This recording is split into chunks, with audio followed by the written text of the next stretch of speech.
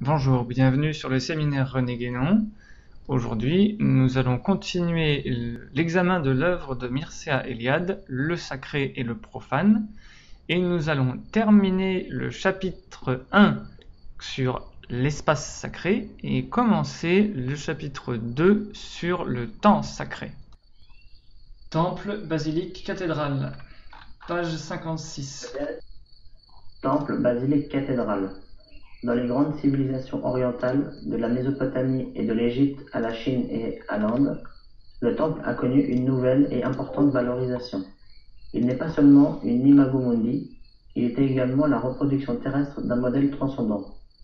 Le judaïsme a hérité cette conception paléo-orientale du temple comme une copie d'un archétype céleste. Cette idée est probablement l'une des dernières interprétations que l'homme religieux ait données à l'expérience primaire de l'espace sacré par opposition à l'espace profane. Il nous faut insister quelque peu sur les perspectives ouvertes par cette nouvelle conception de la religion. Rappelons l'essentiel du problème. Si le temple constitue une imago mundi, c'est parce que le monde, en tant qu'œuvre des dieux, est sacré. Mais la structure cosmologique du temple amène une nouvelle valorisation religieuse. Lieu saint par excellence, maison des dieux, le temple resanctifie continuellement le monde, parce qu'il le représente et à la fois le contient. En définitive, c'est grâce au temple que le monde est resanctifié dans sa totalité, quel qu'en soit le degré d'impureté. Le monde est continuellement purifié par la sainteté des sanctuaires.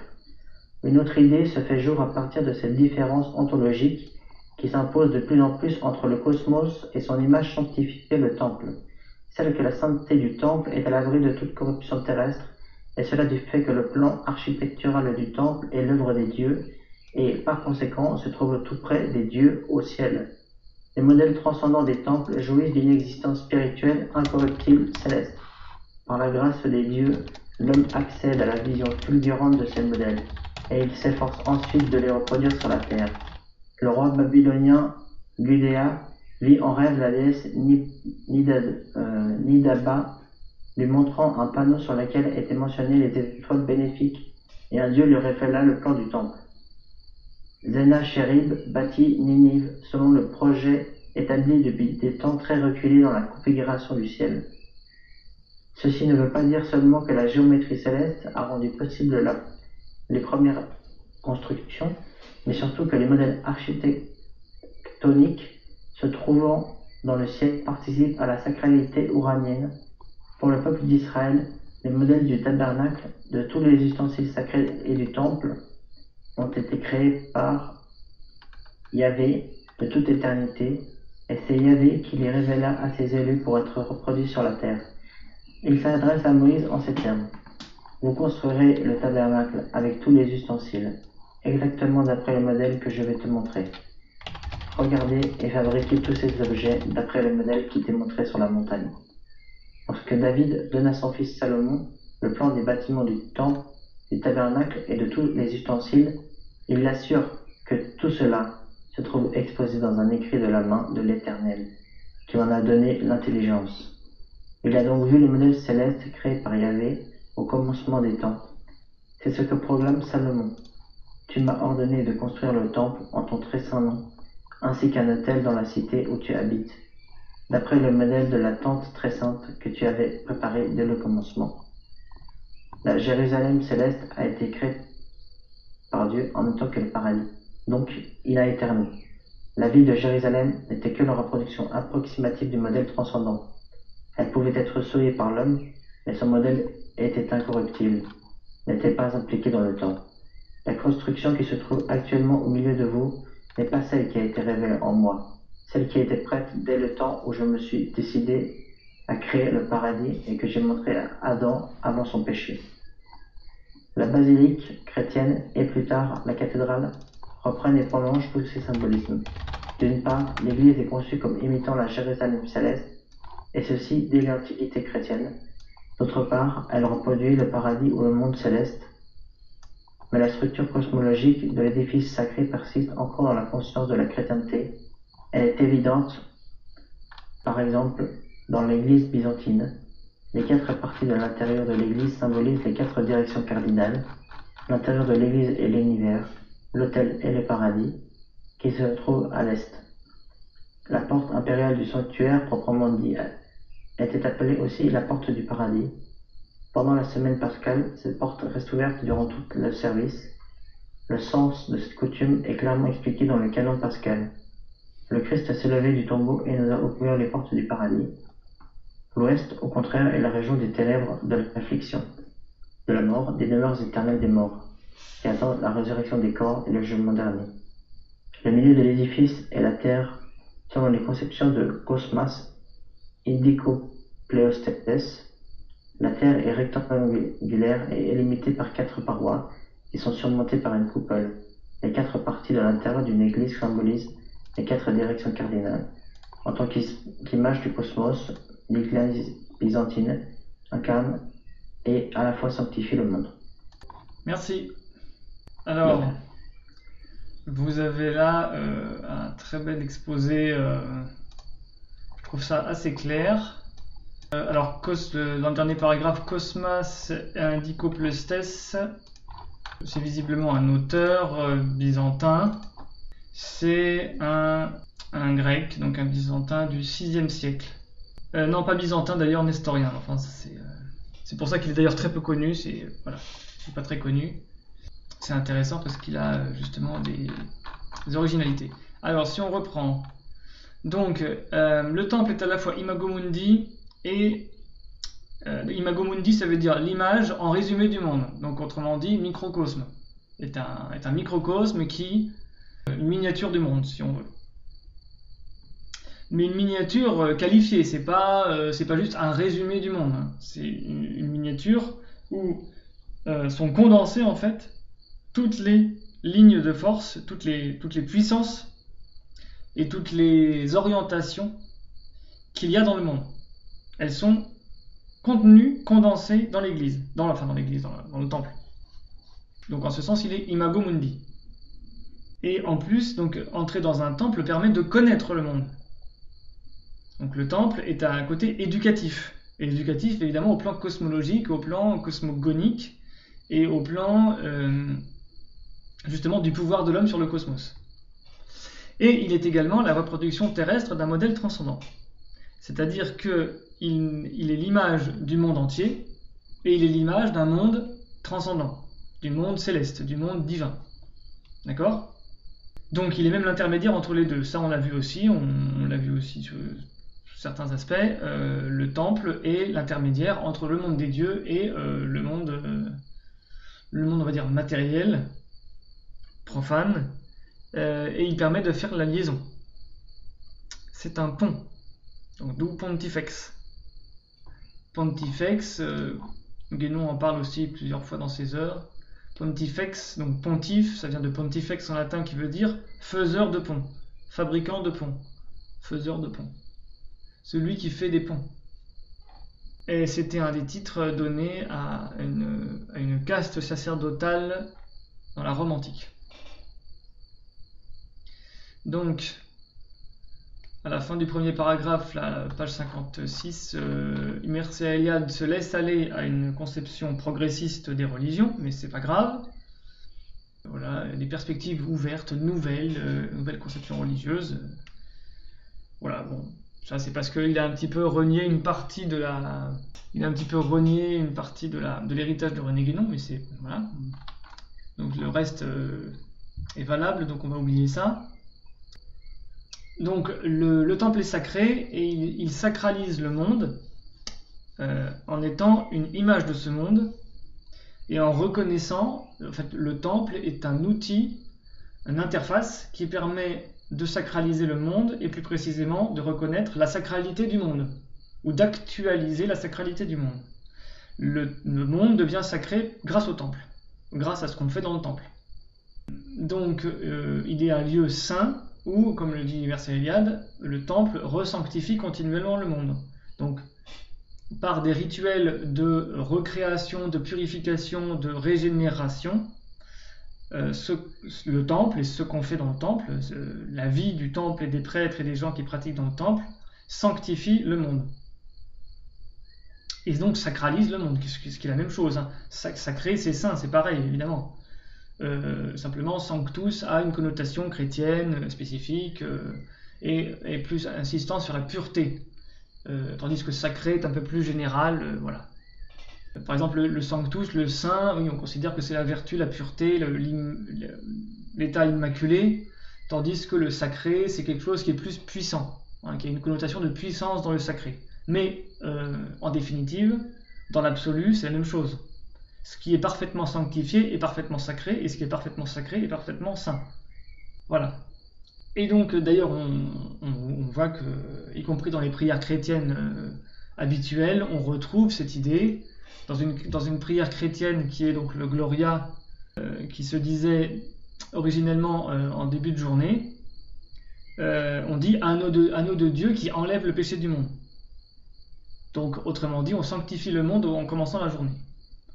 Et que ce soit dans le temple, devant l'autel domestique, ou devant un oratoire domestique, ou même en priant comme ça, le chrétien, il invoque le Christ qui enlève le péché du monde, donc qui sanctifie le monde. Voilà. Et comme le dit Mircea Eliade, quel que soit le degré d'impureté, le monde est continuellement purifié par la sainteté des sanctuaires. Et d'ailleurs, on dit aussi de manière très courante que les moines et le monachisme, les monastères existent parce que c'est eux en fait qui soutiennent le monde. Évidemment, invisiblement. Dans l'invisible, c'est grâce aux moines qui prient sans cesse que le monde tient debout. Et j'ai connu des gens qui me disaient ça alors qu'ils n'étaient même pas catholiques. Mais ils respectaient le fait qu'il y ait des moines pour prier parce qu'ils disaient « ça se trouve, c'est grâce à eux que tout ne s'effondre pas ». Donc vous voyez que c'est quand même quelque chose qui peut être... Bon, après c'était des gens spéciaux qui avaient une perception des choses un peu... Mais bon, en tout cas, je l'ai entendu. Et pas forcément de catholiques caricaturaux. Ensuite, alors là aussi, il y a une petite notation évolutionniste ou progressiste de Mircea Eliade, mais on s'en moque. Le cosmos, c'est une différence ontologique entre le cosmos et son image sanctifiée. Alors, là, Mircea Eliade, donc il introduit le fait que, de plus en plus dans les religions, il va y avoir une différence entre le cosmos d'un côté, profane, et le temple, qui devient de plus en plus sacré. Et c'est là où, justement, Francis Cousin, lui, il dit que mais non, ça c'est la chefferie, c'est du capitalisme, c'est des chefs qui s'érigent au-dessus du monde et qui disent non, le sacré, c'est nous qui faisons le sacré, voilà, le sacré c'est ça, c'est notre prêtrise, on la maîtrise, on a l'argent, on a la prêtrise, on a les rituels, et le peuple il est soumis, le peuple il se soumet. Non, c'est pas ça. Et c'est pas non plus ce que dit Mircea Eliade, c'est-à-dire c'est pas un développement de la religion. C'est une conséquence de la décadence cyclique. C'est-à-dire que plus le cycle avance, plus l'humain a du mal à conserver cette vision sacrée du monde. Donc, pour préserver cette vision sacrée du monde, qu'il garde au moins en potentiel totalement, puisque la religion garde totalement la tradition, mais de plus en plus recroquevillée dans des barrières exotériques, eh bien, le temple est devenu, en quelque sorte, voilà, comme le dit Mircea Eliade, la sainteté du temple à l'abri de toute corruption terrestre. Donc l'humanité devient de plus en plus consciente que le monde extérieur est de plus en plus corrompu, de plus en plus éloigné du principe, et pour cause, parce que c'est la décadence cyclique. Donc le Kali Yuga qui avance. Donc c'est normal qu'on perçoive le monde, le cosmos extérieur comme de plus en plus profane, comme de plus en plus souillé, comme de plus en plus corrompu, et à contrario, qu'on conçoive donc le temple comme de plus en plus pur, sanctifié, à l'abri de la corruption terrestre, parce que si jamais le temple était considéré comme étant rendu impur par le monde extérieur, c'est la bérésina, c'est la fin des haricots, voilà, c'est catastrophique. Donc, on va recroqueviller un peu plus le temple dans sa propre sainteté, et on va un peu durcir voilà, ce dualisme entre monde profane, temple sacré. Voilà. Et ça, c'est parce que l'humanité n'arrive pas à... elle perd de plus en plus l'initiation, tout simplement. Parce que c'était l'initiation qui faisait le lien. C'est de l'initiation qu'on avait un temple sacralisé, mais cette sacralité envahissait la nature humaine grâce à des initiés, à des prophètes, à des saints, à des héros spirituels, mythologiques, etc.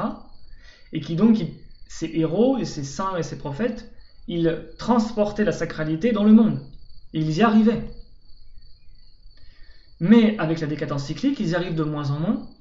L'humanité est de moins en moins sensible à leur influence spirituelle, donc le monde devient de plus en plus profane. L'humanité devient de plus en plus rétive, rebelle à l'influence spirituelle des maîtres spirituels, des saints, des prophètes, ce que vous voulez. Donc du coup, c'est le temple qui devient le refuge de la sacralité. D'accord ? La forteresse, si vous voulez, la petite forteresse de la sacralité. Ce qui, donc, intensifie le dualisme profane-sacré. Mais ça, c'est totalement logique par rapport à la descente cyclique. Et ça, Eliade n'en parle pas, mais voilà, c'est la petite explication supplémentaire. Ensuite, pour le peuple d'Israël, les modèles du tabernacle, de tous les ustensiles sacrés et du temple ont été créés par Yahvé de toute éternité. Alors Yahvé, c'est le tétragramme, Yod E Vav E. Yod E Vav E, hein, les 4 lettres hébraïques, qui ensuite va être traduit par Kyrios, Kyrios en grec ancien, et qu'on va appeler Kyrios, donc le Seigneur. Le christianisme va abandonner le tétragramme globalement comme étant la divinité proprement judaïque, et donc le Christ va appeler son Dieu le Père. Donc voilà, ça va être le Père. Donc, mais bon, c'était la petite notation pour vous rappeler que quand on dit Yahvé, ou Yod E Vav E, c'est la divinité telle qu'elle était appelée par les Juifs, par les judaïques, avant Jésus. Donc ici, il y a un très intéressant paragraphe qui nous indique que le culte judaïque fonctionnait comme tous les autres cultes, avec l'idée qu'il y a des modèles célestes, et que c'est Dieu qui révèle ces modèles, et que par la révélation de ces modèles, il donne les outils du culte. Et que ce sont ces outils du culte qui permettent de sacraliser le monde, grâce au temple. D'accord ? Et d'ailleurs, quand on reprend la doctrine dogmatique exotérique, on va vous dire que, évidemment, il y a une totale différence entre la révélation judaïque puis chrétienne et tous les autres cultes qui sont purement du paganisme. Bon, ici, on voit bien que non, il y a vraiment une même structure. Et en plus, on voit bien ici que ça correspond exactement aux archétypes platoniciens, c'est-à-dire les modèles célestes des réalités tels que les décrit Platon dans ses œuvres. C'est-à-dire qu'il y a des modèles incorruptibles, il ne dit pas spirituel, mais il va dire intelligible, hein, c'est le fameux monde intelligible de Platon, que les platoniciens chrétiens vont assimiler à des modèles spirituels, bien évidemment, et c'est déjà dans le judaïsme. Et là, vous avez 4 citations bibliques qui sont parfaitement, 5 même avec l'Apocalypse de Baruch. Donc l'Exode, c'est dans le Pentateuque, hein, c'est dans les premiers livres, Exode, un Chronique, ça c'est dans le canon biblique. Ensuite, vous avez une citation du livre de la Sagesse qui est un deutérocanonique, c'est-à-dire un livre qui n'est pas reconnu par le canon strict dans le christianisme, mais qui est ajouté, qui est considéré comme ajouté, mais étant de bonne loi, mais qui n'est pas reconnu par exemple par les protestants. Et donc on voit bien le rapport entre les archétypes et les réalités terrestres. D'après ce que j'ai compris là, en gros, ça pose quand même une grosse question de légitimité par rapport à la plupart des temples qui existent aujourd'hui, non ? C'est-à-dire ? D'après ce qui est expliqué, à moins que ce soit la divinité qui souffle, on va dire, qui ordonne la construction, la structure du temple et où il doit être, sinon il ne devrait pas en construire, vu qu'il s'en fout bien. Par exemple, là, il est dit que, un roi babylonien ou mésopotamien, c'est la divinité qui lui a dit ce qu'il devait faire. Il y a ça aussi dans l'Ancien Testament. Et donc, à moins que ce soit, pour que ce soit sacré, on va dire, ou que le temple existe, faut que ce soit suprême. C'est pas un homme qui peut se dire, je vais construire un temple. Bien. Oui, c'est une bonne remarque, mais précisément, il y a toujours un contact entre la divinité et l'humanité par le biais d'une révélation ou par une sacralisation de l'espace. Donc, Ça correspond à tout ce qu'on a vu avant chez Eliade, c'est-à-dire qu'à chaque fois qu'il y a une sacralisation de l'espace, il y a construction d'un temple ou d'un modèle de temple. Donc l'homme ancien, l'homme des cycles précédents, il avait ça spontanément. C'est-à-dire qu'au moment où il fondait quelque chose, il avait ce contact avec le divin. Dans l'époque actuelle, c'est différent puisque ce n'est fait que par image, ou par imitation, on va dire. Donc c'est une réplique, la pratique, on va dire, aujourd'hui actuelle des temples, ou des lieux de prière, ou des temples, des mosquées, des synagogues, ou tout ce que vous voulez, ou des églises qui se construisent aujourd'hui. En général, ça garde l'image des canons généraux du temple. Et on l'a déjà vu, alors ça c'est Guénon aussi qui l'explique, il y a des centres primaires et des centres secondaires. Donc il y a des temples qui restent centres primaires, et il y a des temples qui deviennent des images des temples primaires et qui deviennent des centres secondaires. Ils reçoivent en quelque sorte par un rayon indirect la lumière divine, et donc on peut créer des centres secondaires, même si c'est le centre primaire qui a eu, on va dire, la révélation totale. Ça n'empêche pas qu'il puisse y avoir des centres secondaires, des réfractions si on veut. Tu veux que je continue ? Oui, je voulais juste dire, donc l'Apocalypse de Baruch ensuite qui est cité, c'est un apocryphe qui n'est pas deutérocanonique, donc qui n'est pas dans la Bible habituelle, mais qui est un texte intertestamentaire entre l'Ancien Testament et le Nouveau, mais qui est très intéressant aussi. Simplement il n'a pas été... parce qu'il y a eu beaucoup de textes en fait, il y a eu beaucoup de textes écrits par la mystique juive ou judéo-chrétienne. Il y a certains textes, ils ne savent pas si c'est judaïque ou chrétien. Voilà, ils ne savent pas. Par exemple, l'Apocalypse d'Esdras, peut-être l'Apocalypse de Baruch aussi, certains textes apocryphes. Ils ne savent pas si c'est exactement judaïque ou chrétien ou judéo-chrétien. Voilà. Donc, oui, principe très important, hein, je répète. L'Église, par exemple, est considérée comme étant l'image de la Jérusalem céleste, qui est le paradis, qui est donc dans l'éternité. C'est pour ça que la ville de Jérusalem pouvait être détruite, ou pouvait être souillée par les barbares, par les goïs, les goyim, à cause évidemment quand même de la faute des fils d'Israël, parce que justement Jérusalem n'était que le reflet de la Jérusalem céleste. Donc du coup, c'est ça qu'explique l'Apocalypse de Baruch. Il y a un modèle céleste qui est dans le paradis et qui est pré-lapsaire, c'est-à-dire qui est avant la chute, donc avant le temps. Il n'y avait pas vraiment de temps tel qu'on le conçoit aujourd'hui dans le devenir avant cette chute qui, selon les platoniciens et les origéniens et une partie des pères de l'Église, se situe donc avant la chute, donc avant même l'existence matérielle.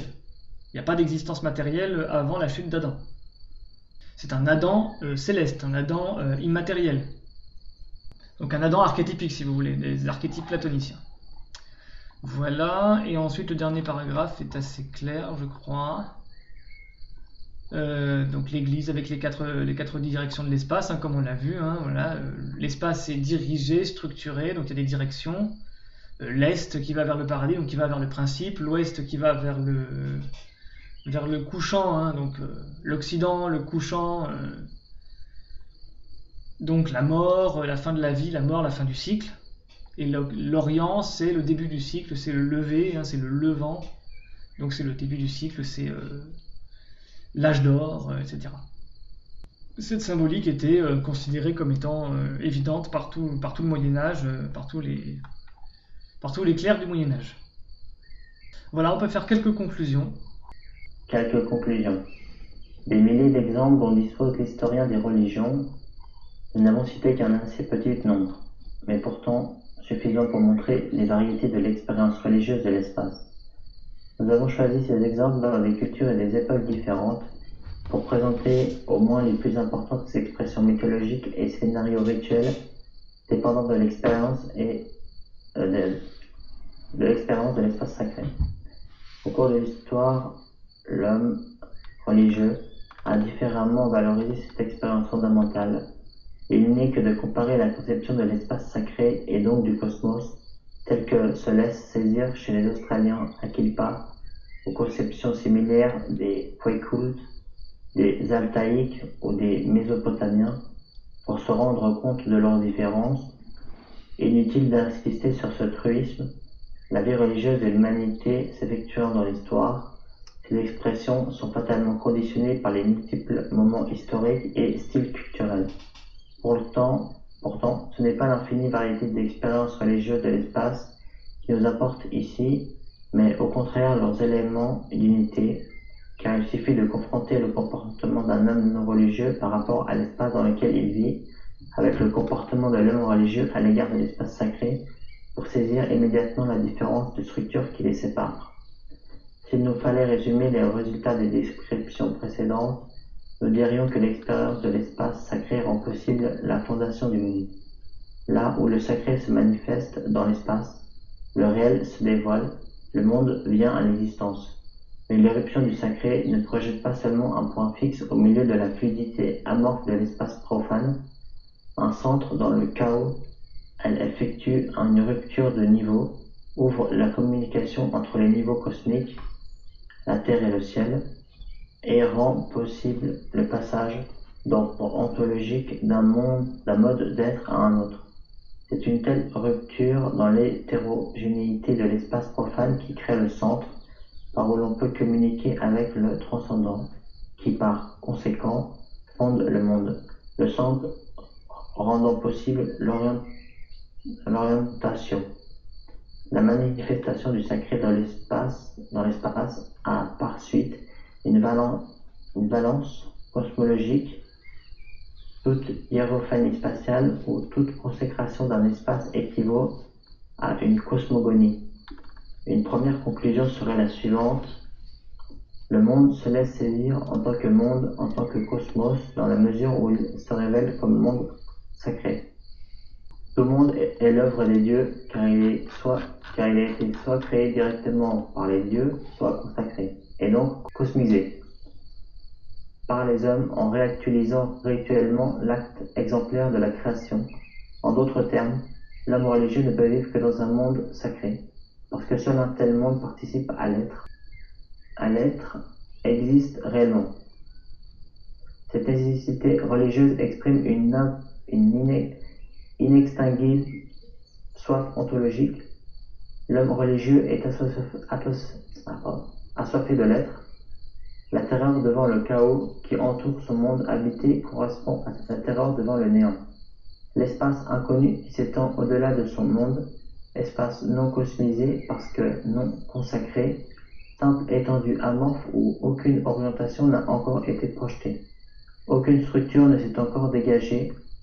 Cet espace profane représente pour l'homme religieux le non-être absolu.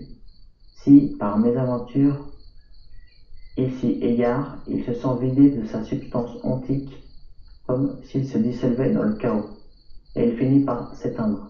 Cette soif ontologique se manifeste de toutes sortes de manières.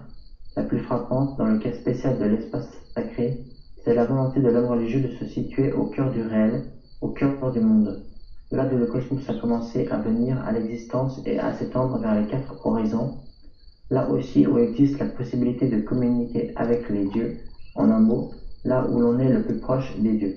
Nous avons vu que le symbolisme du centre du monde n'informe pas seulement les pays, les cités, les temples et les palais, mais aussi la plus modeste habitation humaine, tente du chasseur nomade, yourte des pasteurs, maison du cultivateur sédentaire.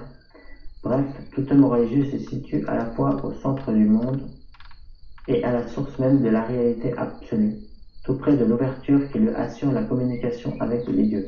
Mais puisque s'installer quelque part, habiter un espace, c'est réitérer la cosmogonie, c'est donc imiter l'œuvre des dieux. Pour l'homme religieux, toute décision existentielle de se situer dans l'espace constitue une décision religieuse en assumant la responsabilité de créer le monde qu'il a choisi d'habiter. Non seulement il cosmise le chaos, mais aussi il sanctifie son petit univers en le rendant semblable au monde des dieux. La profonde nostalgie de l'homme religieux est d'habiter un monde divin, d'avoir une maison semblable à la maison des dieux, telle qu'elle a été plus tard figurée dans les temples et les sanctuaires, En somme, cette nostalgie religieuse est le désir de vivre dans un cosmos pur et saint, tel qu'il était au cosmos lorsqu'il sortait des mains du Créateur. C'est l'expérience du temple sacré qui permettra à l'homme religieux de retrouver périodiquement le cosmos tel qu'il est pur dans l'instant mythique de la création. Merci. Donc c'est bien l'idée du retour à l'âge d'or. Alors c'était une conclusion qui était très bien, très pédagogique aussi, qui reprenait les éléments de tout le chapitre. Oui, avec le terme, je sais pas trop, ça veut dire quelque chose, ça veut rien. Enfin, Ah oui. Comme il dit à un moment, le non-être absolu ou un truc comme ça. Alors oui, on va reprendre les termes qui sont un petit peu techniques. On va reprendre dans l'ordre quand même. Voilà, ouais. À page 61, à la fin du premier. Oui. Vers la fin. Ok. D'abord, on va reprendre. Oui, on va le voir. On va reprendre d'abord à la fin de la page 59. Les scénarios rituels dépendant de l'expérience de l'espace sacré. Donc déjà, tout ce chapitre, après il y a le chapitre suivant, il va être sur le temps sacré. Là, c'était sur l'espace sacré. Donc c'est ça qui est intéressant. Alors qu'est-ce que ça veut dire un scénario rituel? Ça veut dire, bon, c'est une expression de Mircea Eliade, René Guénon n'aurait pas dit ça comme ça, je pense, mais c'est pas grave. Scénario rituel, ça veut dire mise en scène d'un acte rituel qui permet de sacraliser l'espace à travers la réédition d'un mythe cosmogonique qui va donc régénérer ou recréer le monde. Ok. Ensuite, qui rappelle, comme on l'a vu plus haut, je rappelle juste sans développer que l'acte de sacralisation du monde est une fondation du monde et que là le réel se dévoile, il devient réellement existant alors qu'avant on n'était pas sûr qu'il existe. Donc en fait pour l'homme traditionnel, le monde profane est une sorte d'illusion, quelque chose on n'est pas tout à fait sûr que ça existe vraiment. Ça c'est vraiment très important dans la mentalité traditionnelle, réelle. Tout ce qui n'est pas consacré, tout ce qui n'est pas sacré, c'est pas vraiment réel. Alors, l'homme moderne, c'est l'inverse. Et même l'homme moderne religieux, c'est l'inverse. Le monde, il existe, et puis après, on va le sacraliser. Donc, ça vaut à tous les niveaux. Hein. On va construire une église. On va prendre du béton, on va prendre un budget, on va construire, et puis après, on va la consacrer. Mais non, c'est pas comme ça que ça marche. Il y a un espace sacré, et après, on construit. Ça n'a rien à voir. Il y a un espace sacré qui rend réel le temple, qui rend réel l'espace, et la construction du temple n'est que une des matérialisations possibles de cet espace qui a été consacré et qui est devenu réel. Mais c'est pas la construction extérieure, c'est pas le projet de construction qui rend réel le temple. Vous comprenez ? Donc le traditionnel, lui, il voit les choses de manière totalement inversée par rapport à l'homme moderne. Ce qui est très difficile d'en prendre conscience, notamment sans perspective initiatique. La personne qui n'a pas de perspective initiatique n'arrivera jamais à revenir, on va dire revenir entre guillemets, puisque c'est forcément un retour à une conception ancienne, en ce sens-là, n'arrivera jamais à revenir à cette conception du monde. Le monde n'est pas réel, le monde profane n'est pas réel. C'est seulement par la consécration qu'il devient réel.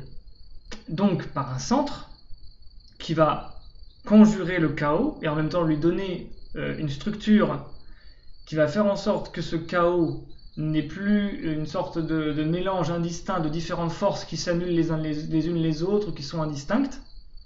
Le centre va canaliser les forces structurelles du chaos et les ordonner et leur donner une direction. Donc il va créer les 4 directions de l'espace ou les 6 directions si vous prenez en 3D, en 3 dimensions.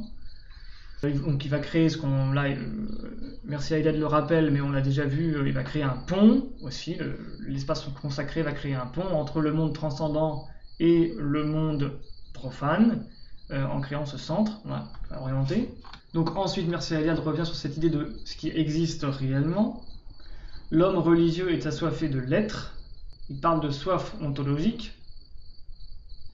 En fait, l'homme religieux, on va dire l'homme traditionnel, plus précisément, il cherche l'être pur. Mais il cherche l'être pur pas dans des méditations totalement théoriques, spéculatives. Il cherche l'être pur dans le réel. Et quand il entre en contact avec le réel, notamment du monde du Kali Yuga, il se rend compte que c'est un monde chaotique, profane, désordonné, grossier. Aujourd'hui, quand même, c'est assez grossier quand vous vous promenez, les publicités, tout ça. Enfin, notre monde est particulièrement grossier. Et donc, l'homme profane, il se rend compte de ça, quelle que soit son échelle ou sa période dans le Kali Yuga notamment. Et il recherche l'être. Donc, il va chercher le moyen de révéler l'être dans le réel, pour que ce réel soit quelque chose qui soit justement quelque chose qui existe réellement. Que ce réel soit actualisé. Que le monde devienne quelque chose qui n'est pas douteux. On va dire c'est ça, hein. Le profane, c'est quelque chose qui est douteux, qui est corruptible, qui peut disparaître du jour au lendemain, qui est variable, qui est pas fiable. En fait, c'est pas fiable. Tout ce qui est chaotique pour l'homme traditionnel, tout ce qui est dans l'espace profane, est pas fiable. On peut pas se fier, on peut pas identifier. Il n'y a pas de réalité fixe. Il n'y a pas d'identité. Les choses n'ont pas une identité vraiment définie. C'est pas précis, c'est pas rigoureux, c'est pas. Alors après, c'est pas la rigueur scientifique rationaliste moderne, mais c'est la rigueur ontologique, c'est-à-dire que est-ce que quelque chose a une essence active en lui. Et donc, alors Mircea Eliade va dire qu'il a donc une terreur devant ce chaos. L'homme traditionnel ne veut pas vivre dans ce chaos où toutes les choses sont indistinctes, sans essence précise, sans identité. Voilà. Et donc, il va le cosmiser, il va le consacrer. Sinon, c'est la mort assurée, quoi. C'est la mort spirituelle ou ontologique, si on veut. Donc, et à la fin du paragraphe, il dit « Cet espace profane représente pour l'homme religieux le non-être absolu. » Alors, évidemment, ce n'est pas l'expression qu'aurait utilisée René Guénon. Ici, c'est une hyperbole de Mircea Eliade. Ce n'est pas le non-être absolu, c'est simplement le chaos. Hein, c'est le chaos, c'est-à-dire quelque chose dont l'essence est invisible, indistincte, insaisissable, incontrôlable, donc dangereuse, et qui est un espace de corruption. Globalement, c'est un terme qui revient dans tout le vocabulaire chrétien, que ce soit dogmatique ou hérétique, chez les gnostiques, dans beaucoup de textes platoniciens. L'idée, c'est que c'est un monde corruptible, c'est-à-dire qui se corrompt, c'est comme une sorte de souche qui pourrit avec le temps qui passe. C'est un peu ça. C'est ça, le monde profane, c'est ça. C'est quelque chose qui va pourrir. Donc si ça pourrit, ça veut dire qu'il ne garde pas son essence. Et s'il ne garde pas son essence, ça veut dire qu'il n'est pas contrôlable.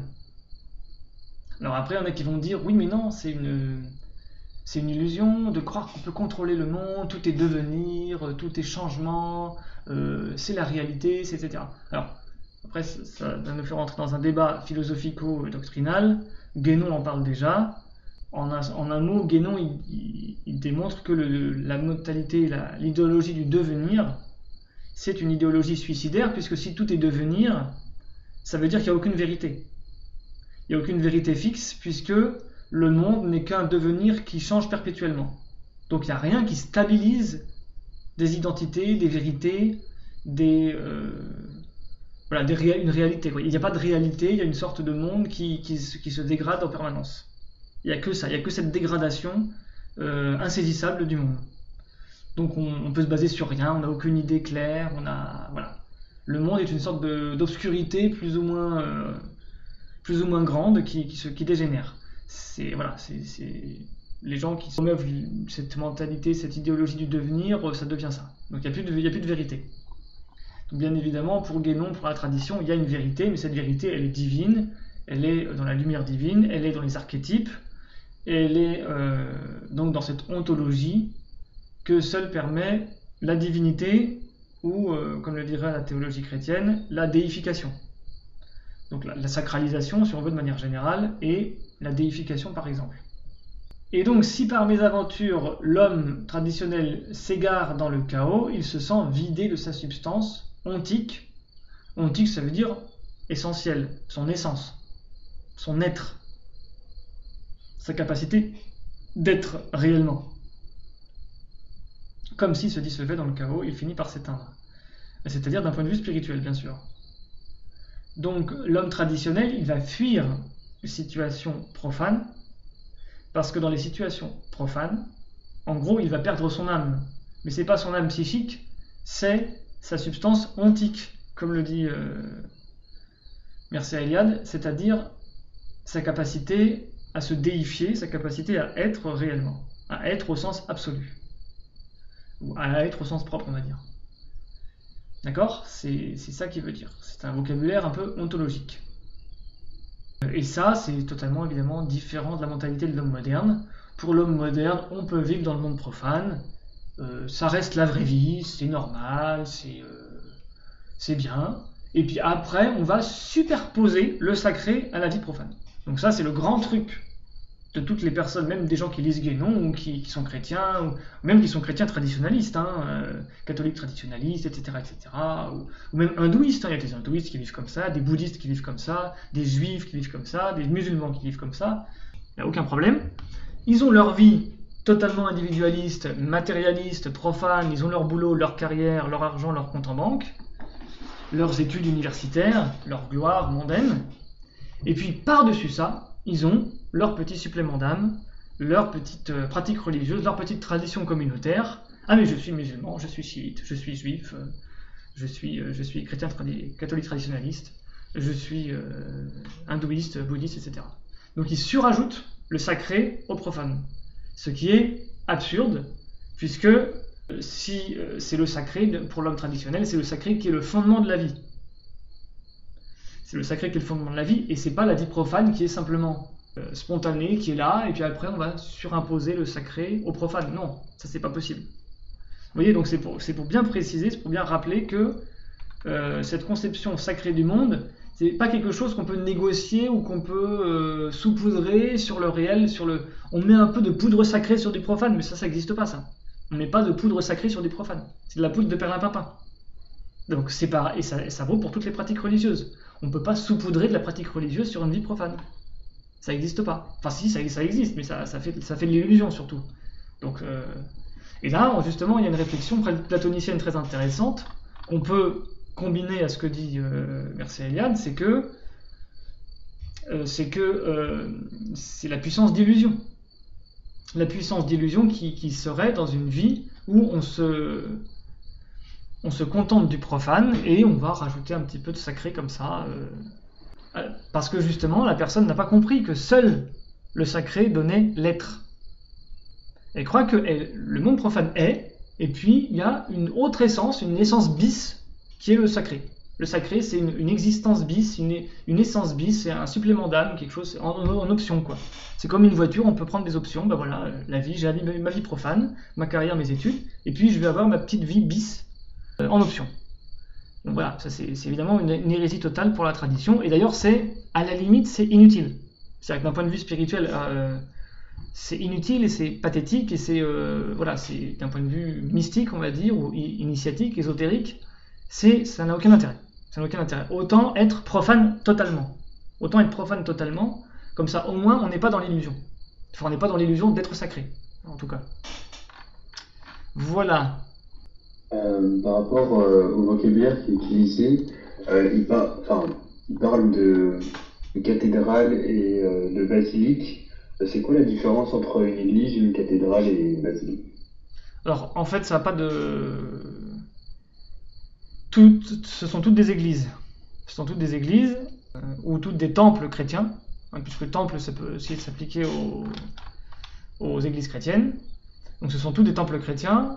Le temple chrétien, on l'appelle église parce que c'est le rassemblement des chrétiens dans l'église qui fait que ça devient un temple chrétien et donc une église. Okay, c'est le terme biblique.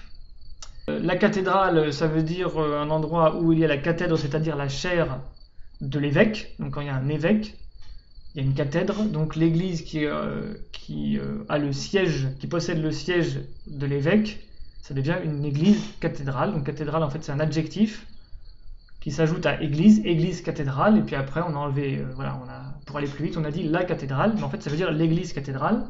Il peut y avoir des églises abbatiales, des églises collégiales, quand il n'y a pas d'évêque mais que c'est une grande église de ville avec plusieurs prêtres, on dit qu'il y a un collège de prêtres, et donc c'est une église collégiale. Et une basilique, c'est autre chose. La basilique, c'est plutôt, ça vient de l'architecture romaine, qui correspondait donc justement au bâtiment basilique, ça veut dire au départ royal. Tout simplement, en grec, ça veut dire royal, basilique. D'ailleurs, l'herbe aromatique qui s'appelle basilic, ça veut aussi dire l'herbe royale au départ, bleu basilic. Donc voilà, c'est simplement l'architecture basilique a été reprise pour construire certaines églises, qui se sont donc appelées églises basiliques, basilicales, basiliques. Et après, dans l'église catholique romaine, le sens précis théologique, c'est que une basilique, c'est une église qui a été consacrée ou visitée par le pape. Voilà. Et une église basilique aujourd'hui dans la théologie catholique, c'est église qui a été visitée officiellement par le pape romain. Alors, on peut prendre le chapitre 2 sur le temps. Donc le temps sacré et les mythes. Durée profane et temps sacré. Page 63. Durée profane et temps sacré. Pas plus que l'espace, le temps n'est, pour l'homme religieux, homogène ni continu. Il y a les intervalles de temps sacrés, le temps des fêtes, en majorité, des fêtes périodiques. Il y a, d'autre part, le temps profane, la durée temporelle ordinaire dans laquelle s'inscrivent les actes dénués de signification religieuse. Entre ces deux espèces de temps, il existe bien entendu une solution de continuité, mais par le moyen des rites, l'homme religieux peut passer sans danger de la durée temporelle ordinaire au temps sacré. Une différence essentielle entre ces deux qualités de temps nous frappe d'abord. Le temps sacré est par sa nature même réversible, dans le sens qu'il est, à proprement parler, un temps mythique primordial rendu présent. Toute fête religieuse, tout temps liturgique consiste dans la réactualisation d'un événement sacré qui a eu lieu dans un passé mythique au commencement. Participer religieusement à une fête implique que l'on sort de la durée temporelle ordinaire pour réintégrer le temps mythique réactualisé par la fête même. Le temps sacré est par suite indéfiniment récupérable, indéfiniment répétable. D'un certain point de vue, on pourrait dire de lui qu'il ne coule pas, qu'il ne constitue pas une durée irréversible. C'est un temps ontologique par excellence, parménidien, toujours égal à lui-même, et ne change ni ne s'épuise. À chaque fête périodique, on retrouve le temps sacré, le même qui s'était manifesté dans la fête de l'année précédente ou dans la fête d'il y a un siècle. C'est le temps créé et sanctifié par les dieux lors de leur gesta, qui sont justement réactualisés par la fête. En d'autres termes, on retrouve dans la fête la première apparition du temps sacré, tel qu'il s'est effectué ab origine in illo tempore, car ce temps sacré dans lequel se déroule la fête n'existait pas avant les gestas divins commémorés par elle. En créant les différentes réalités qui constituent aujourd'hui le monde, les dieux fondaient également le temps sacré, puisque le temps contemporain d'une création était nécessairement sanctifié par la présence et l'activité divine. L'homme religieux vit ainsi dans deux espèces de temps, dont le plus important, le temps sacré, se présente sous l'aspect paradoxal d'un temps circulaire, réversible et récupérable, sorte d'éternel présent mythique que l'on réintègre périodiquement par le truchement des rites. Ce comportement à l'égard du temps suffit à distinguer l'homme religieux de l'homme non religieux. Le premier se refuse de vivre uniquement dans ce que, de ce qu'en termes modernes, on appelle le présent historique. Il s'efforce de rejoindre un temps sacré qui, à certains égards, peut être homologué à l'éternité. Il serait plus difficile de préciser en peu de mots ce qu'est le temps pour l'homme non religieux des sociétés modernes.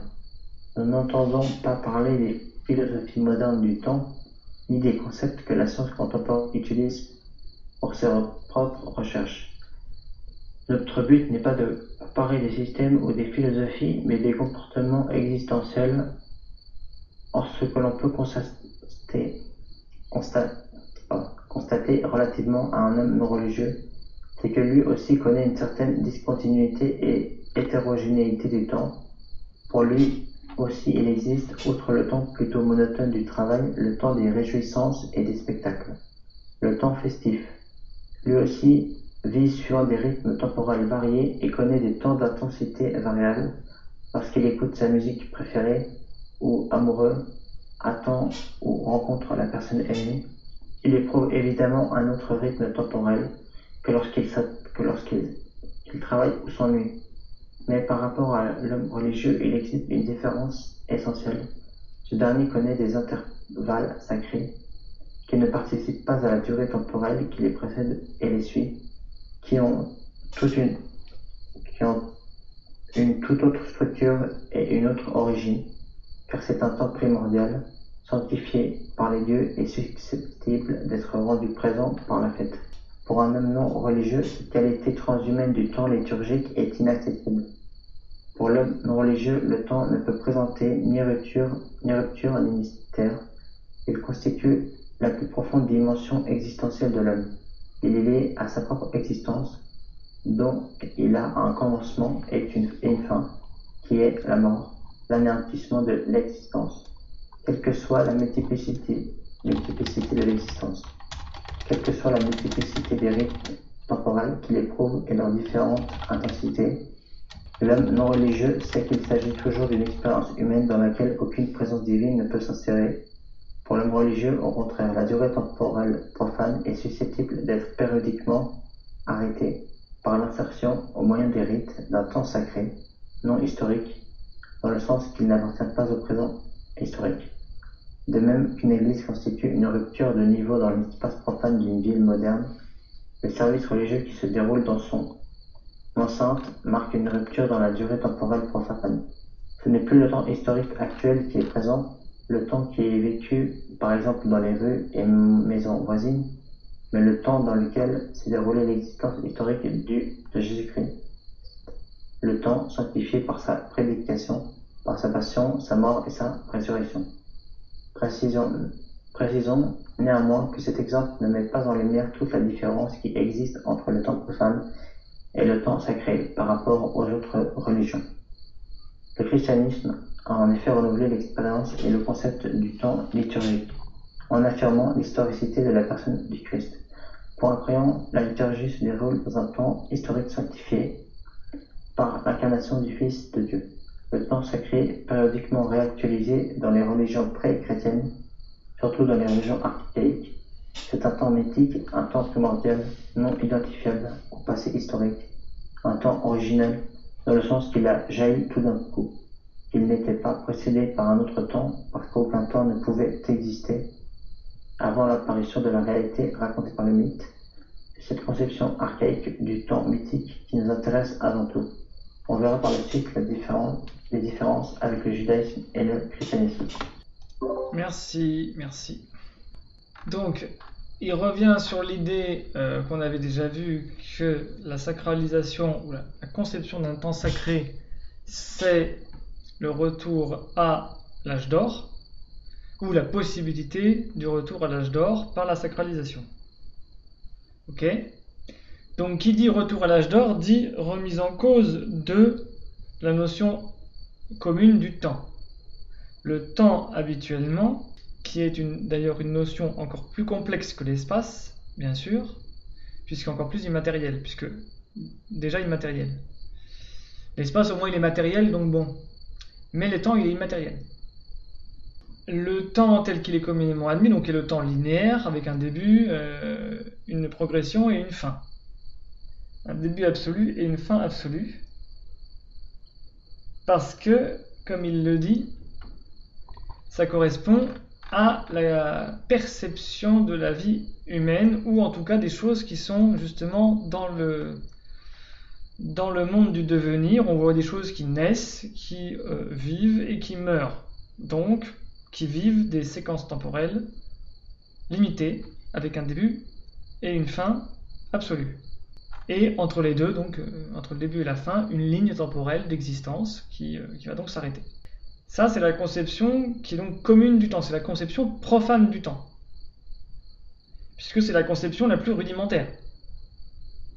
Vous voyez bien que dans votre vie, par exemple, vous achetez un produit, il est tout neuf, vous l'achetez, vous l'utilisez, à un moment il est plus utilisable, et vous le jetez à la poubelle, ou vous le détruisez, d'une manière ou d'une autre.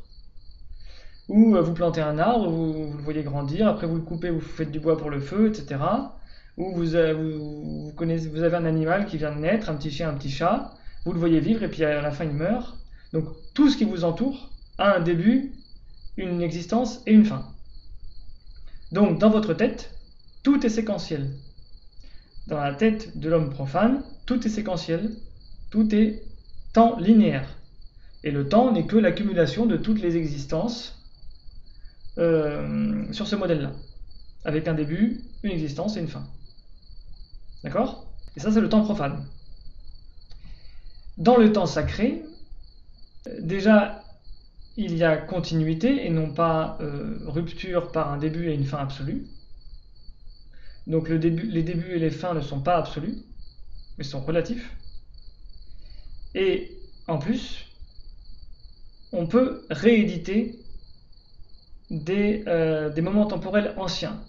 Bien évidemment, pas sur un plan matériel, mais sur un plan de qualité spirituelle d'un temps ancien ou d'un temps futur, il est possible de le vivre par le sacré. D'accord ? Donc, c'est pour ça qu'il dit le temps sacré est par sa nature réversible.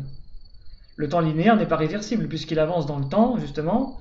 Cette ligne du temps, cette flèche du temps qui avance, n'est pas réversible. Par définition, le temps n'est pas réversible. C'est la définition du temps. Après, on peut changer de définition aussi, mais la définition habituelle du temps, que très peu de gens ont pu remettre en cause, en tout cas, et qu'il n'est pas réversible. Mais le temps sacré, lui, est réversible. Il peut revenir à un cycle précédent, par exemple à l'âge d'or, et à ce que Mircea Eliade va appeler un temps mythique, primordial, rendu présent. Il va notamment beaucoup expliquer ça dans le mythe de l'éternel retour. Il y a un livre qui consacre exclusivement au mythe de l'éternel retour. Ensuite, voilà, donc participer à une fête religieuse permet de sortir du temps ordinaire pour réintégrer le temps sacré de la fête mythique, religieuse, sacrée. Et c'est un temps qui ne coule pas, qui est toujours rééditable, répétable, qui ne perd pas sa substance, parce que le temps, c'est un temps, oui, comme il dit, c'est un temps ontologique. Ce n'est pas un temps justement du devenir où les choses se perdent, c'est pas un temps corruptible. Donc nous, le temps qu'on connaît, c'est un temps où voilà, on achète un téléphone, le téléphone s'use, et puis après, il faut changer de téléphone. Ou voilà, c'est la vieillesse, tout vieillit, tout se dégrade par le temps. Et donc le temps est quelque chose qui ronge, qui corrompt tout ce qui existe. Ça, c'est le temps profane, c'est ce qu'on constate par les sens extérieurs. Le temps sacré, c'est un temps ontologique. Ça veut dire que c'est un temps qui est une qualité temporelle qui ne change pas et qui ne s'épuise pas. Donc comme elle ne s'épuise pas, on peut toujours puiser dedans, puisque ça ne s'épuise pas. Donc on peut toujours rééditer une fête religieuse pour retrouver ce temps sacré, cette qualité de temps sacré, qui est évidemment une qualité immatérielle, mais qui peut influencer la matière par des miracles, par des phénomènes de consécration et de tout ce qui peut s'en suivre, psychiquement, spirituellement ou corporellement. Et donc c'est le retour à un temps mythique qui est l'âge d'or, et qui est donc cet âge d'or qui est aussi la panacée, la guérison de toutes les maladies, qui est, potentiellement bien sûr, hein, la guérison des maladies, le retour à la jeunesse éternelle, donc c'est la fontaine de jouvence, c'est l'abondance du paradis terrestre, etc.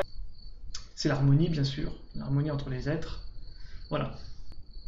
Et donc c'est un temps qui, comme il le dit, peut être homologué à l'éternité. Homologué, ça veut dire considéré comme la manifestation fidèle de l'éternité, qui peut être comparée exactement à l'éternité. C'est ce qu'il veut dire par homologué. Là, je suis en bas de la page 64. Alors, oui, quand il utilise, je répète, quand il utilise l'expression solution de continuité, c'était une expression très à la mode au XXe siècle, ça veut dire tout simplement rupture de continuité. Solution dans le sens dissolution de continuité, hein, je le répète, au cas où. Oui, dans le temps sacré, les périodes de temps ne sont pas relatives à ce qui précède ou à ce qui suit.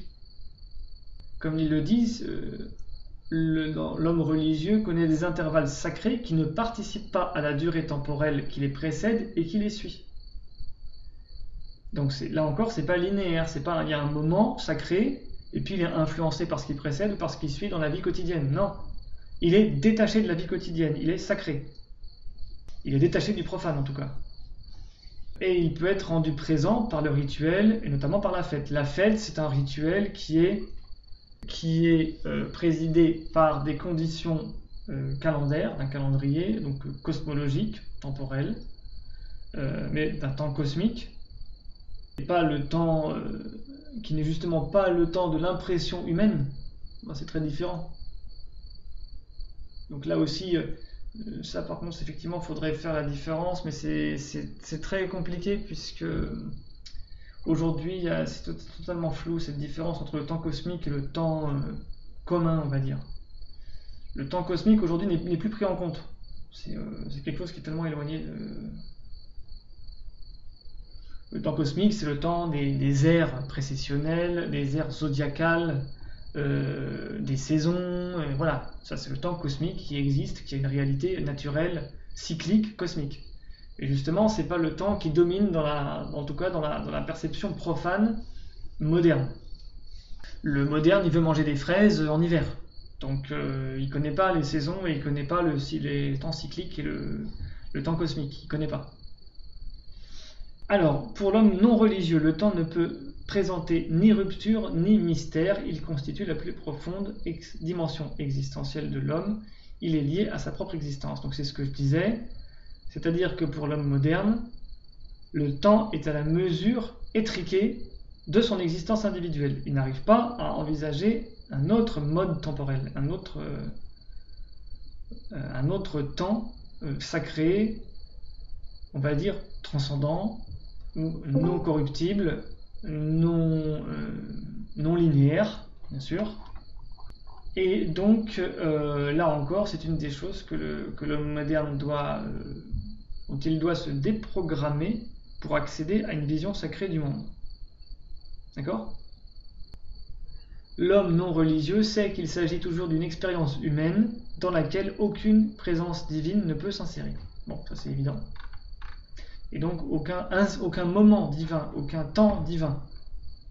Tandis que pour l'homme religieux, le temps profane peut être suspendu, donc peut être aussi contrôlé par l'irruption, ou en tout cas par l'imposition, la pratique d'un temps sacré qui va en quelque sorte arrêter le cours du temps profane par l'insertion d'un temps donc non historique, sacré, non linéaire. Alors là-dessus par contre, Mircea Eliade va commettre une erreur, mais ça je vais vous l'expliquer après. Puisque là d'ailleurs il va s'emmêler les pinceaux, il va dire il y a un temps sacré non historique, puis après il va dire oui mais en fait dans l'église, dans le christianisme ça va devenir historique, alors du coup c'est un temps historique sanctifié par l'incarnation du Fils de Dieu. Donc là, ça fait partie des erreurs. Je suis pas quelqu'un de spécialement orgueilleux, je veux dire dans le sens où je ne crois pas pouvoir corriger tous les plus grands auteurs de l'histoire de l'humanité, rien qu'en lisant une page, mais là je pense pouvoir démontrer de manière assez claire que Mircea Eliade a commis une très grosse bourde au sujet de cette conception de l'histoire, du temps historique. Mais je l'expliquerai en détail. D'ailleurs, on voit bien qu'il y a un début de contradiction ici. puisqu'il est bien obligé de dire que le temps du rite, le temps du sacré, c'est un temps non historique, dans le sens qu'il n'appartient pas au présent historique. Il le dit lui-même. Et après, il va dire « La liturgie se développe dans un temps historique sanctifié par l'incarnation du Fils de Dieu. » Tandis que le temps sacré des religions pré-chrétiennes, surtout les religions archaïques, donc là encore l'éruption du point de vue évolutionniste, progressiste, c'est un temps mythique, un temps primordial, non identifiable au passé historique, un temps originel qui a jailli tout d'un coup, etc. Donc là, il commet une bourde et il trahit une partie de la doctrine traditionnelle qu'il a très bien lue chez René Guénon, et d'ailleurs il commet une incohérence, comme on peut le voir. Il faut qu'il choisisse, soit le temps du rituel est historique, soit le temps du rituel permet de sortir de l'histoire. Donc il a bien expliqué que le temps historique c'était le temps profane. Et là, il vient nous dire qu'il y a un temps historique sanctifié par l'incarnation du Fils de Dieu. Oui, mais ça c'est le point de vue théologique exotérique. Donc là, il y a une absence de distinction entre le point de vue exotérique et le point de vue ésotérique, puisque le christianisme étant une religion de la fin des temps, elle est influencée par la dégénérescence de l'humanité, et donc l'exotérisation, qui fait que la révélation, le corpus sacré, devient de plus en plus influencé par le point de vue profane. Et c'est cette influence du point de vue profane qui fait que on voit chez beaucoup de théologiens, effectivement, y compris chez des pères de l'Église, pas les plus anciens, mais chez les pères de l'Église tardifs, l'idée que le Fils de Dieu s'est incarné dans l'histoire. Bon, je ne vais pas développer ça ce soir, mais en tout cas, ça change strictement rien au fait que, pour un chrétien, l'évangile est un mythe de la même manière que pour un grec ancien, l'Iliade et l'Odyssée sont des mythes, ou les 12 travaux d'Hercule sont des mythes, sont des modèles, mais aussi sont des réalités. D'ailleurs, il est en train de dire qu'en fait, c'est pas historique, c'est pas vraiment réel pour les anciens, quand ils écoutaient des mythes ou quand ils racontaient des mythes, en fait, c'était pas historique, c'était pas réel, c'était pas la vraie histoire. Bien sûr que si, c'est la vraie histoire.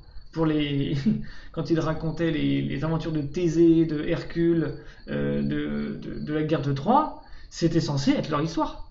C'était l'histoire de la Grèce, ça remontait à la guerre de Troie. C'était leur histoire. Donc, en plus, ça aussi, c'est faux. Donc, vous voyez qu'il prend des raccourcis et il tord complètement il trahit complètement des réalités tout à fait simples. Pour les Grecs, la plupart des mythes étaient des mythes qui avaient, à la limite, je dis à la limite, une valeur historique. Et inversement, l'évangile, l'histoire sainte dans la Bible, pour un judaïque ou pour un chrétien, c'est des mythes. Ça a la fonction mythique. Voilà. Donc il n'y a pas vraiment de différence. La seule différence, c'est le Kali Yuga, et c'est le fait que le judaïsme a été plus influencé que les autres religions par la descente dans le point de vue exotérique, et le christianisme aussi. Mais c'est ce qui a permis à ces deux religions d'exister jusqu'à aujourd'hui. Tandis que le culte romain, la religion grecque, la religion celte, gauloise, scandinave, elles sont disparues. Effectivement. Voilà. Mahomet, c'est un mythe du coup. Oui, bien sûr, Mahomet, c'est un mythe aussi. Les hadiths, la vie du prophète, donc la sira, chez les musulmans, c'est la sira, la vie du prophète, c'est des mythes. Puisque le point de vue historique, c'est le point de vue profane. Il faut quand même rappeler le principe. Si on veut que tout soit historique, tout est profane. Alors après, vous avez des théologiens, il y a de très grands théologiens qui ont commis ces erreurs, de très très grands théologiens, mais exotériques. Donc quand vous êtes dans le niveau exotérique, et là, c'est un niveau exotérique qui est... Parfois, il y a un niveau exotérique qui ne peut être en quelque sorte réfuté ou transcendé que par une expérience mystique de l'ordre de l'indicible. C'est pas forcément de l'ordre de la polémique doctrinale. Mais là, en deux phrases, on peut réfuter le point de vue historique adopté par les théologiens. C'est pas très compliqué. Il y a quelque chose de très simple dans la Bible, c'est quand Jésus il dit, dans l'évangile de Jean, si je ne m'abuse, c'est au chapitre 8, il dit il y a une polémique avec les pharisiens, et Jésus dit que donc, les prophéties de l'Ancien Testament annonçaient la venue du Messie, donc annonçaient sa venue, et qu'il dit en substance que les prophètes attendaient la venue du Messie, du Fils de l'homme, et ils ont vu cette venue et ils s'en sont réjouis. C'est lié aussi à sa parole quand il dit que Dieu est le Dieu des vivants et non des morts. Donc tous ceux qui ont annoncé le Messie sont en quelque sorte vivants, entre guillemets. Et les pharisiens lui disent, mais attends, Abraham était avant toi, et Moïse était avant toi, donc tu ne peux pas être supérieur, et tu ne peux pas être espéré davantage par tous ces prophètes, donc Abraham, Moïse, etc., parce que tu es ultérieur, on est après eux, donc on ne peut pas être supérieur à eux. Donc vous voyez les pharisiens sont entre une position traditionnaliste et une position moderniste. Ils sont traditionnalistes dans le sens où ils pensent que tout ce qui les précède est supérieur. Donc effectivement, ça c'est le point de vue traditionnaliste, on va dire. Mais ils sont modernes dans le sens où ils pensent que c'est définitif. C'est-à-dire que Abraham, Moïse sont supérieurs à nous, c'est définitif. Personne ne sera supérieur à eux ou personne ne sera égal à eux. Donc vous voyez, ils sont déjà dans le point de vue aussi moderne. Et Jésus leur répond, avant qu'Abraham fût, j'étais. Avant qu'Abraham fût, je suis. Enfin, ça peut être traduit par j'étais ou je suis, suivant le point de vue. Ça veut dire je suis aussi dans le sens où il est divin. Mais en tout cas, quelle que soit l'interprétation de la phrase, ça veut dire que il se considère comme n'étant pas après Abraham. Donc, cette seule phrase, elle réfute intégralement le point de vue historique. Jésus n'est pas quelqu'un qui vient après Abraham. Avant qu'Abraham fût, je suis. Donc Jésus ne vient pas dans l'histoire. Il vient au-delà il vient du temps mythique, sacré, divin, qui est au-delà de l'histoire. Donc l'histoire, le temps historique, n'est pas du tout la référence sur laquelle se base la révélation du Christ. Voilà, donc après c'est une question qui mériterait encore d'autres développements, mais je ne vais pas développer davantage ce point ce soir. Je voulais juste vous rappeler la phrase de Jésus « Avant qu'Abraham fût, je suis ». D'ailleurs, les pharisiens lui répondent juste avant, ils lui disent « Mais comment ça, tu n'as pas encore 50 ans et tu aurais connu Moïse et Abraham, ils auraient parlé de toi et tu dis qu'ils t'ont attendu et que quand ils t'ont vu, ils se sont réjouis de ton avènement, de l'avènement du Messie. Et tu n'as pas encore 50 ans, donc tu es jeune, donc le point de vue évidemment matériel, le point de vue historique, matériel, linéaire, et lui, il leur répond, avant qu'Abraham fût, je suis. Donc, autrement dit, l'histoire n'est pas le bon point de vue. C'est ça que ça veut dire. Il faut quitter le point de vue historique pour comprendre la mission du Messie. Donc tous les théologiens qui développent toute cette idée, oui, le Christ est venu dans l'histoire humaine, il a condescendu jusqu'à nous. Et bien sûr, il a condescendu parce que le temps sacré est le temps de toujours. Donc il peut intervenir n'importe quand. Comme dans n'importe quelle religion païenne. Comme dans n'importe quelle religion païenne, on pouvait faire intervenir les dieux dans le temps commun. Voilà. Il y a aussi cet orgueil. Bon, après, dont l'exotérisme a besoin. Dans l'exotérisme, les gens, ils ont besoin de croire que leur religion a tout inventé. Le Christ. Le christianisme, la Bible, l'Église, elle a tout inventé. On a inventé Dieu. On a trouvé Dieu, on est supérieur à tout, les païens, ils n'ont rien compris, nous, on a tout compris. Non, ça c'est de l'orgueil. C'est un orgueil, au bout d'un moment, stupide. Au bout d'un moment, c'est stupide. Non, ils faisaient pareil que nous, simplement, ils ont arrêté de comprendre leur propre religion, donc le Christ est arrivé pour rappeler les principes de la religion de toujours. Et qui n'a pas changé. Il est toujours la même, puisque la vérité ne change pas. Et puisque Dieu ne change pas. Donc voilà. Et du coup, je te demandais si c'est pour ça que parfois sur les représentations, on voit l'agneau qui saigne et que c'est un espèce de mouvement perpétuel comme une fontaine. Oui, par exemple. Il y a aussi une phrase dans des prières chrétiennes qui dit très simplement « Le Christ est le même hier et aujourd'hui et demain ». Ce qui est d'ailleurs une citation de saint Paul.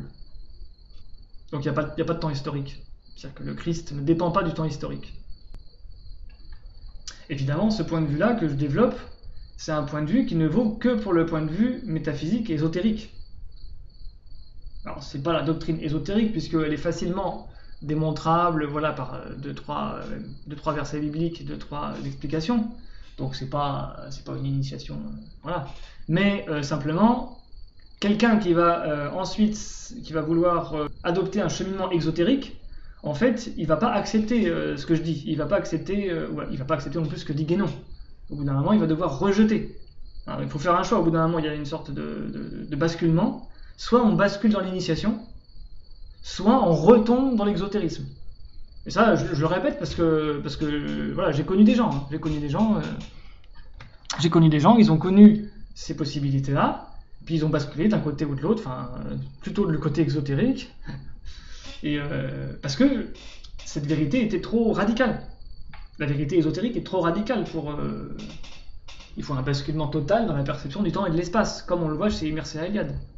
Et d'ailleurs, ce bouquin de Mircea Eliade est très pédagogique et c'est très intéressant à donner à des gens qui sont un peu trop enfermés dans l'exotérisme. Ce qui n'est pas embêtant pour des gens qui sont humbles et qui sont modestes et qui font simplement leur petit cheminement spirituel, il n'y a aucun problème, ils vont vers le salut, ce qui est déjà très très très bien. Mais simplement, c'est bien pour les gens qui ont des prétentions doctrinales et qui font la leçon à tout le monde. Ça, c'est intéressant. Le temps métaphysique, c'est fait historique. Oui, si tu veux. Oui, si tu veux. Oui, si tu veux. Oui, si tu veux. Oui, si tu veux. Oui, si tu veux. Oui, si tu veux. Oui, si tu veux.